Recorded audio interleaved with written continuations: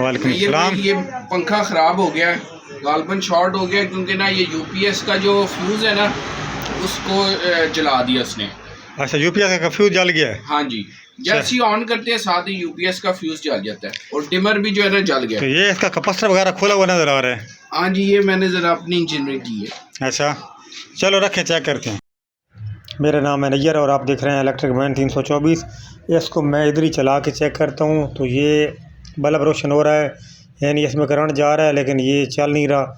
अब कैपेसिटर उतारने के बाद मैं चेक करूँगा कि क्या इसकी तारें जो हैं वो काम कर रही हैं, कंटिन्यूटी बता रही हैं नहीं बता रही।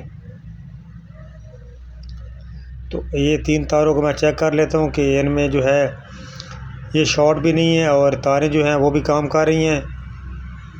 तो चल भी नहीं रहा, इसको खोल के चेक करते हैं। बात तो आपने सुन ली कि यूपीएस का फ्यूज़ भी जला देता है और उसके बाद जो डिम्बर है वो भी जल जाता है। तो इसके अंदर क्या प्रॉब्लम हो सकती है, इस तरह देखते हैं। ये जिधर सीलिंग फ़ैन के ब्लेड लगे होते हैं, कुछ पंखों के इनके नीचे जिधर लगे होते हैं ब्लेड लगे होते हैं, इनके नीचे पेच होते हैं, वो पेच खोलेंगे तब ये खुलेगा पंखा। तो ये आप देख सकते हैं कि ये नीचे पेच आपको इस तरह नज़र आ रहे हैं। ये नीचे ऊपर एक जैन होता है, उसके नीचे ये पेच होते हैं।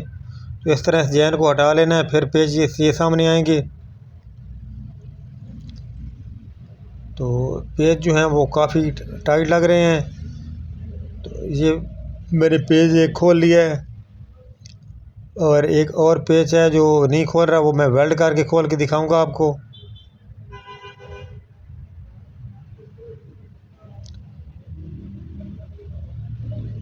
तो पहले खोलते वक्त इसको निशान लगा लेना है, फिर उसी जगह पे फिट करना है। तो ये पेच नहीं खोल रहा था, इसको मैंने वेल्ड किया है साथ एक और पेच, तभी ये जाके खुला है। इस तरह इसकी जो ऊपर बना हुआ था, मुंह बना हुआ था, वो ख़राब हो गया था। उसके बाद इसकी नीचे जो ये टिक्की है इसको उतार लेना है। एसके का ये पंखा है, इस तरह इसकी टिक्की को उतार लेना है।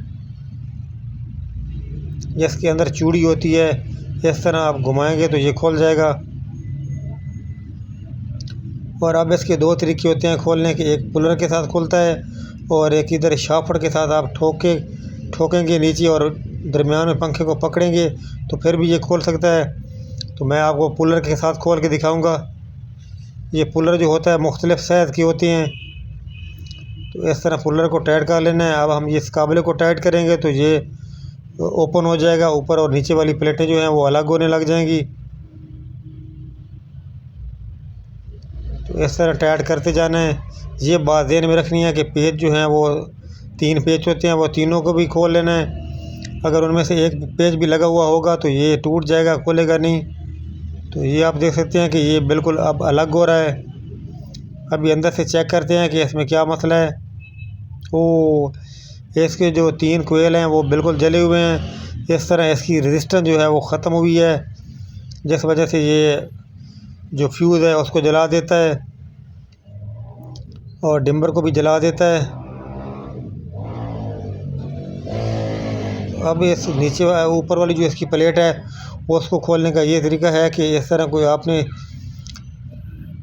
शाफट ले लेनी है या कोई सरिया बारीक सा ले लेना है 3 सूतर का। तो उसको नीचे वाला जो बैरिंग है उसके जैसे जो कॉलर बनी हुई है प्लेट पे, उस कॉलर पे इसको रख के ठोकना है। अगर इसको डायरेक्ट नीचे वाली प्लेट पे आप ठोकेंगे तो ये प्लेट जो है वो टूट जाएगी। अभी मैं आपको खोल के भी दिखाता हूँ। सीलिंग फ़ैन की मैं प्लेलिस्ट दे दूँगा अपने इस वीडियो के डिस्क्रिप्शन में।